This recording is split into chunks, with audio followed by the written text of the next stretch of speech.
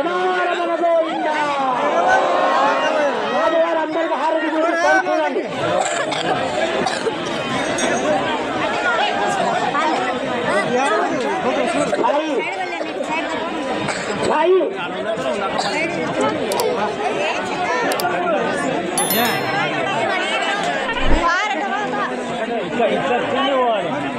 Okay, దయచేసి రాజా గారికి side ఇవ్వండి. మీరు దయచేసి మీరు అందరూ జరగాలి.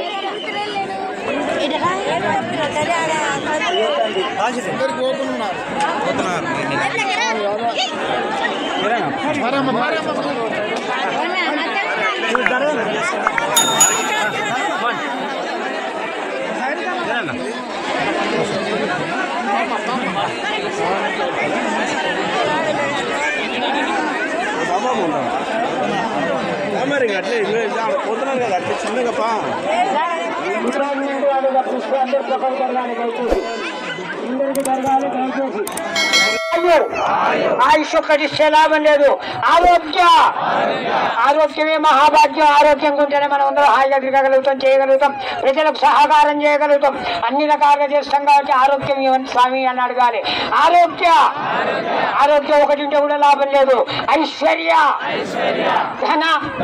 ధనం మూలం మీద జరుగుతూ ధనం ఉంటేనే అన్ని కార్యక్రమాలు అవుతాయి. దైవ కార్యక్రమాలు, ప్రజా కార్యక్రమాలు, మన కార్యక్రమాలు, అన్ని కార్యక్రమాలు అవుతాయి. కాబట్టి స్వామి ధనం ఇవ్వమని చెప్పి అడగాలి. ధనం ఉంటే తినలేము, చేయలేం.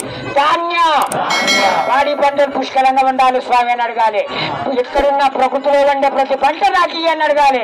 కందమూలాదుల దగ్గర నుంచి మొదలు పెడితే అన్ని వస్తువులు, బియ్యం, ఉప్పు, మిరపకాయ, చింతపండు, సుగంధ ద్రవ్యాలు, ధన ద్రవ్యాలు, అన్ని ద్రవ్యాలు కూడా మాకు ఈ స్వామి అని అడగాలి.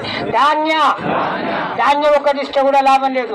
అవి మనం చేసుకోవడానికి కొన్ని వస్తువులు కావాలి. కాబట్టి చెంబులు, గిన్నెలు, అన్ని రకాల వస్తువులు ఉంటే వంట చేసి దేవునికి నైవేద్యం పెట్టి ప్రజలందరికీ కూడా అన్నదానం చేస్తాం. కాబట్టి మనకు కూడా వస్తువులు కావాలి. ఇవల్ల ధర కొట్టుకోవడానికి బండి ఉండాలి. అంటే ఎత్తుల బండి దగ్గర నుంచి మొదలు పెడితే ఏరోప్లేన్ వరకు వాహనం కలగాలి.